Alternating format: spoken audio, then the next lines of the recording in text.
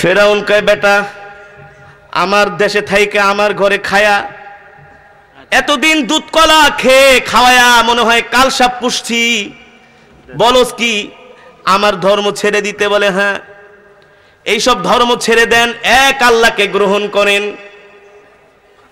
ফেরাউন বলে আনা রব্বুকুমুল আলা, বেটা আমি তো বড় খোদা। নাউজুবিল্লাহ, জোরে বলেন নাউজুবিল্লাহ। ফেরাউন বলে তুমি কোন খোদার পরিচয় দিচ্ছ? মুসা আলাইহিস সালাম বলেন রব্বুকুম ওয়া রব্বু আবাইকুমুল আউয়ালিন। আল্লাহু আকবার। এ ফেরাউন, আপনার সামনে আমি যেই খোদার পরিচয় তুলে ধরছি, এই খোদা আপনারও খোদা, আমারও খোদা, আমাদের আগে যারা আসছেন তাদেরও খোদা। আল্লাহু আকবার। এমন শক্তিশালী বাদশাহ ফেরাউন, 450 বছর যার রাজত্ব, এমন শক্তিশালী বাদশার সামনে যে মুসা আলাইহিস সালাম তাকে ধমক দিচ্ছেন।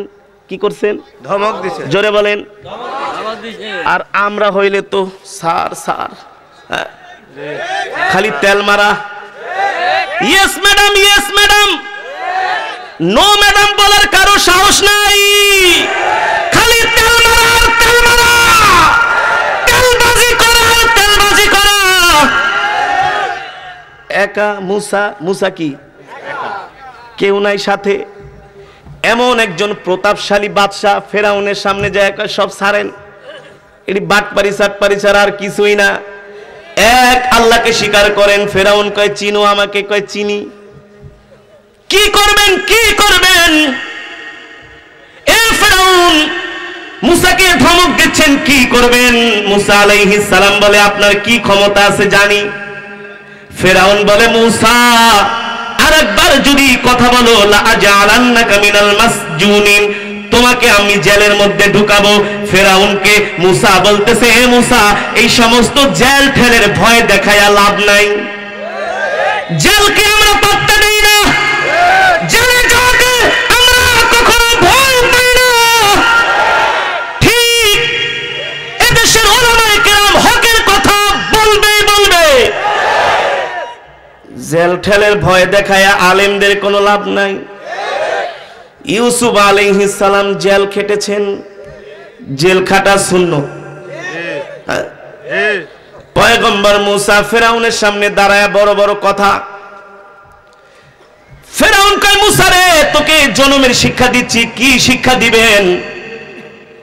ফেরাউন তার জাদুকরদেরকে ডাক দিল, এদিকে আসো। সে আমাকে দ্বীনের কথা শোনাইতে আসছে, ইসলামের কথা বুঝাইতে আসছে, একটু মজা দেখায় দাও। ফেরাউনের হাজার হাজার জাদুকর আসলেন, উটের কাফেলা ভর্তি কাছি নিয়ে, বড় বড় মোটা মোটা রশি নিয়ে মুসা আলাইহিস সালামের সামনে এগুলো থোয়া রাখলেন মুসাকে ভয় দেখার জন্য। ফেরাউন তার জাদুকরদেরকে বলতেছে এ জাদুকরেরা, তোমরা তাদের জাদু দেখাও, মুসাকে ভয় পাওয়ায় দাও। মুসা আমার সামনে আইসা ইসলামের কথা বলে, দ্বীনের কথা বলে, আমাকে ধমক দেয়। মুসাকে মজা দেখাতে হবে, মুসাকে শায়েস্তা করতে হবে। যখন ফেরাউন তার জাদুকরদেরকে নির্দেশ দিলেন, জাদুকরেরা তাদের যত রশি ছিল, মোটা মোটা কাছি ছিল, তাদের জাদুর নৈপুণ্য প্রদর্শন করলেন। বললেন এ মোটা মোটা রশি তোমরা সাপে পরিণত হয়ে যাও।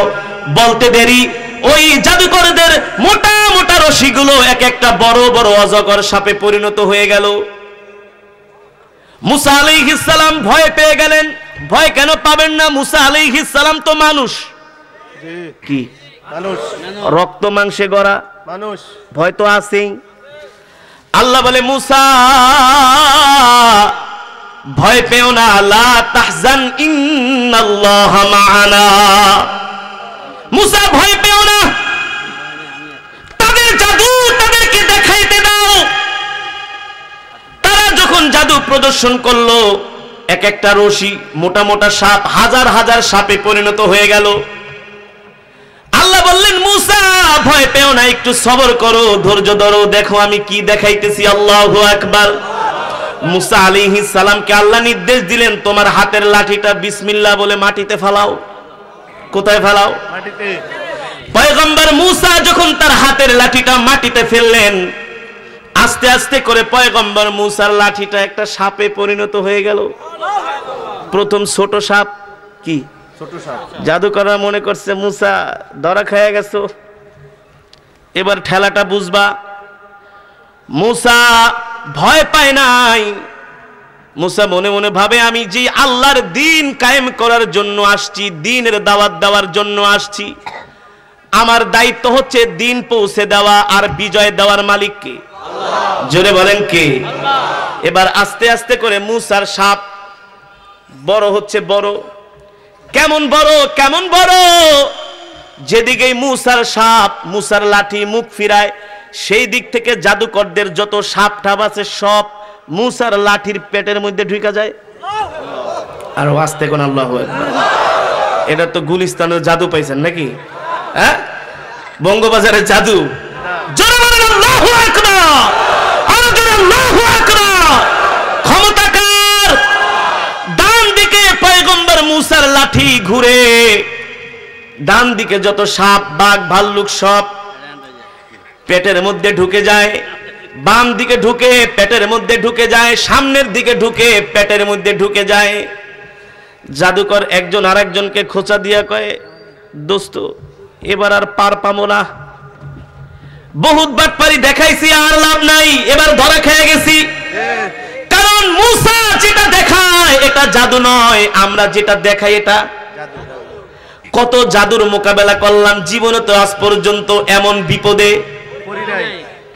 একজন আরেকজনকে বলে, দোস্ত বাঁচতে চাইলে তাড়াতাড়ি করে মূসার খোদার প্রতি ঈমান আনো। আল্লাহু আকবার, জোরে বলেন আল্লাহু আকবার। ফেরাউন তার রাজ সিংহাসনে বসে আছে, ফেরাউনের মন খারাপ, কারণ তার জাদুকরেরা হেরে গেছে, জাদুকরেরা সেজদায় পড়ে গেছে, ঈমান এনেছে আল্লাহর প্রতি। ফেরাউন মনে করছে জাদুতে হাইরা ফেরাউনকে সেজদা করছে। ফেরাউনকে, বাবা ওট ওট, ভয়টাই পাইস না, যা মাফ করে দিলাম। জাদুকরেরা উঠা বলে, এ ফেরাউন তুমি মনে করো না আমরা তোমাকে সেজদা করছি, তোমার প্রতি ঈমান এনেছি। বলে কার প্রতি? বলে আমান্না বিরব্বি হারুন ওয়া মূসা, আমরা মূসা আর হারুনের আল্লাহর প্রতি ঈমান এনেছি। আল্লাহু আকবার, জয় বলেন আল্লাহু আকবার। ও মুসলমান, ও যুবক, তোমাদের কেমন ঘটনা শুনাইলে হাজার হাজার শুনাইতে পারবো, রাত পার হয়ে যাবে। যে আল্লাহ বদরের প্রান্তরে ৩১৩ জনের দ্বারা ১০০০কে শায়েস্তা করলেন, ইসলামকে বিজয় দান করলেন। মুতার প্রান্তরে যেই আল্লাহ ১,০০,০০০ রোমান সৈন্যকে ৩,০০০ মুসলিম সৈন্য দিয়া মার খাওয়াইলেন, যেই আল্লাহ হুনাইনের যুদ্ধে, যেই আল্লাহ খায়বরের যুদ্ধে মুসলমানদেরকে বিজয় দান করলেন অল্প সংখ্যক সৈন্যের দ্বারা, ওই আল্লাহ এখনো আছে কি আছে না? আছে কি আছে না? খোদার কসম করে বলি, বাতিলকে ভয় না পেয়ে আমরাও যদি আল্লাহর জমিনে আল্লাহর দ্বীনকে প্রতিষ্ঠিত করার জন্য, আল্লাহর কোরআনকে প্রতিষ্ঠিত করার জন্য, ইসলামকে বিজয়ী করার জন্য সারা পৃথিবীর 180 কোটি মুসলমান যদি ময়দানে বের হয়, বাতিল পালাবার পথ পাবে না। ঠিক কিনা বলেন? সুতরাং মুসলমান আল্লাহ ছাড়া কাউকে ভয় পায় না। মুসলমান ভয় পায় কাকে? জোরে বলেন, জোরে বলেন। এ যুবক, ভালো করে মনে রাখবা, কিছু নাস্তিক মুরতাদ বাম রাম আমাদেরকে একটা কথা বলে বিভ্রান্ত করে যে আল্লাহ নাকি আল্লাহর দ্বীন আল্লাহ হেফাজত করবে। চ্যালেঞ্জ, চ্যালেঞ্জ, আল্লাহর দ্বীন আল্লাহ হেফাজত করবে না, আল্লাহর দ্বীন হেফাজত করবে মুসলমানেরা, যুবকেরা। ঠিক কিনা বলেন? আল্লাহর দ্বীন আল্লাহর জমিনে হেফাজত করবে কালিমাওয়ালা মুসলমানেরা। যদি আল্লাহর জমিনে আল্লাহর দ্বীন হেফাজত না করো, হাসরের মাঠে আল্লাহ একটাকেও ছাড়বে না। ছাড়বে? ছাড়বে না।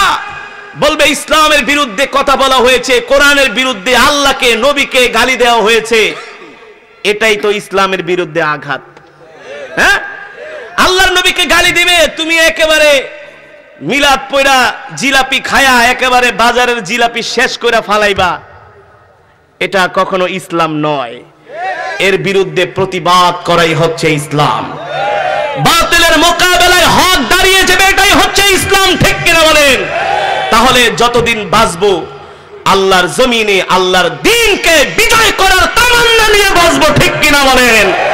বাঁচবো তো বাঁচবো, শিয়ালের মতো কুকুরের মতো হাজার বছর বাঁচবো নয়, আল্লাহর জমিনে হক কথা বলে সিংহের মতো একদিনই বাঁচবো, ঠিক কিনা বলেন? ও যুবক, রাজি আছো তো?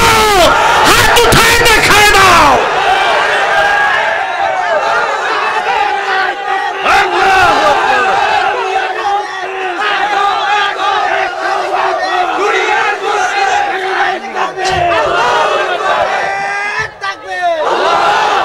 বর্তমানে সমাজের মধ্যে যেটা দেখছি খুব অভাব, এদেশের যুবকদেরকে কোরআনের কথা শুনিয়ে এদেশের যুবকদের ঈমানকে তাজা করতে হবে, ঈমানকে মজবুত করতে হবে, ঈমানকে জিন্দা করতে হবে, ঠিক কিনা বলেন? আল্লাহর পয়গম্বর হাবিবে কিবরিয়া হাসরের মাঠে দাঁড়ায় বলবে, মায়ের ডরে মামলার ভয়ে হক কথা বলস নাই, আমি নবী তো মার খেয়েছি, ঠিক কিনা বলেন?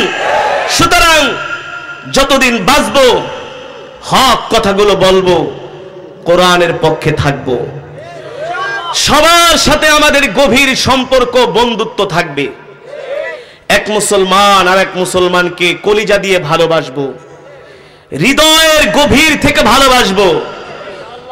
ইসলামের বিরুদ্ধে কথা বললে বিন্দু পরিমাণ ছাড় দেওয়ার কোনো সুযোগ নাই।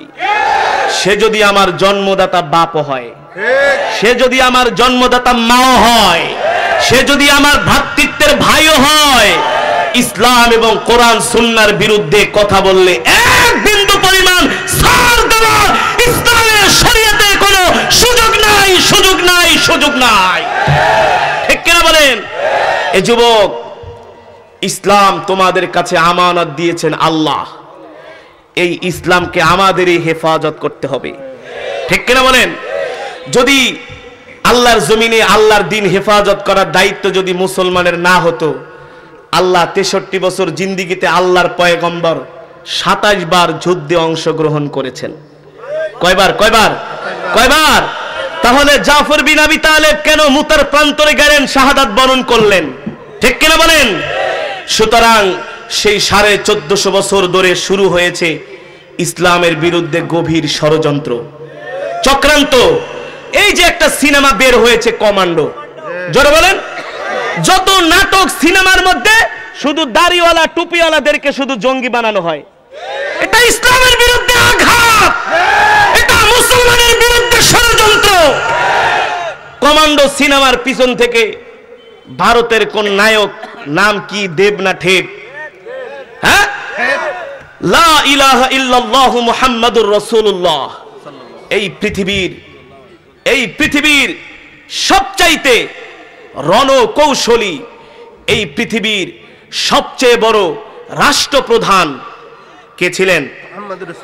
মুহাম্মদ রাসূলুল্লাহ সাল্লাল্লাহু আলাইহি ওয়াসাল্লাম। পৃথিবীর জমিনে যে ইনসাফ প্রতিষ্ঠা করেছেন, আজ পর্যন্ত কেউ পারে নাই, কিয়ামত পর্যন্ত পারবে না। মুহাম্মদ সাল্লাল্লাহু আলাইহি ওয়াসাল্লাম যে শান্তি প্রতিষ্ঠা করেছেন, চ্যালেঞ্জ, তোমরা গণতন্ত্র ফনতন্ত্র ধোয়া তোলো। মানুষ দেখেছে আজকে গণতন্ত্রের মহাজনদের দেশে কি অবস্থা, ঠিক কিনা বলেন? জোর করে ক্ষমতা দখল করতে যায়। তার মানে এই সমস্ত গণতন্ত্র, সমাজতন্ত্র, কমিউনিজমের মধ্যে শান্তি নাই, একমাত্র শান্তি হচ্ছে কোরআনতন্ত্রের মধ্যে, ঠিক কিনা বলেন? ওই পতাকার পিছন থেকে দেব কে AK-47 নিয়ে বের হইয়া গুলি করতেছে, ওরে বাবারে। তার মানে বুঝাইতেছে যারা মুহাম্মদ সাল্লাল্লাহু আলাইহি ওয়াসাল্লামের অনুসারী তারাই জঙ্গি। নাউজুবিল্লাহ। এটা ইসলামের বিরুদ্ধে ষড়যন্ত্র নয়? ষড়যন্ত্র। এর প্রতিবাদ করা কি আমাদের দায়িত্ব নয়? এই প্রতিবাদ করলে এদেশের রামবাম কিছু নাস্তিক তারা আমাদেরকে জঙ্গি বলে, ঠিক কি বলেন? আসলে আমরা জঙ্গি না, ওরা জঙ্গি, ওদের 14 গোষ্ঠীর জঙ্গি। আল্লাহু আকবার, আল্লাহু আকবার। হুশিয়ার শব্দ,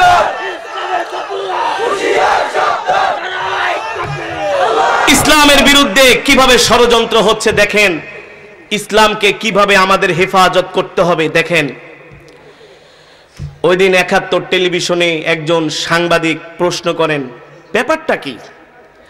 আগে দেখতাম গ্রামে গঞ্জে যাত্রা হতো, মঞ্চ নাটক হতো, সেখানে ছেলেরা মেয়েরা একসাথে নাচতো গাইতো, হ্যাঁ, এদেশের মানুষ গান শুনতে যেত, এখন তো সেই যাত্রা ঠাত্রা নাই, ব্যাপারটা কি?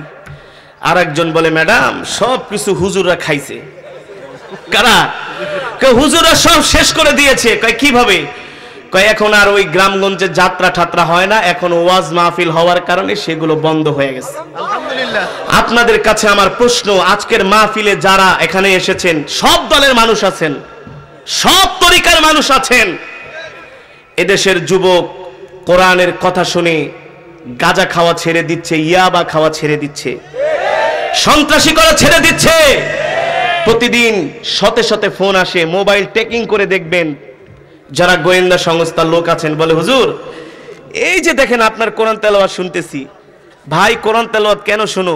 বলে হুজুর আগে গান টান শুনতাম, সিনেমা দেখতাম, গাঁজা খাইতাম, কিন্তু কোরআন তেলাওয়াত শোনার পরে হুজুর এখন গান টান সব শোনা বাদ দিয়ে দিছি, গাঁজা খাওয়া বাদ দিয়ে দিয়েছি।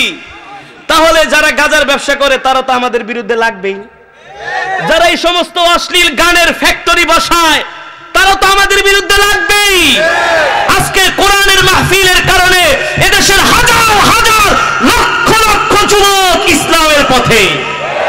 আজকের কোরআনের মাহফিল গুলোতে লক্ষ লক্ষ মুসলমানের ঢল, এটাও কিছু নাস্তিক মুরতাদদের সহ্য হয় না, ওয়াজ মাহফিল বন্ধ করে দেন।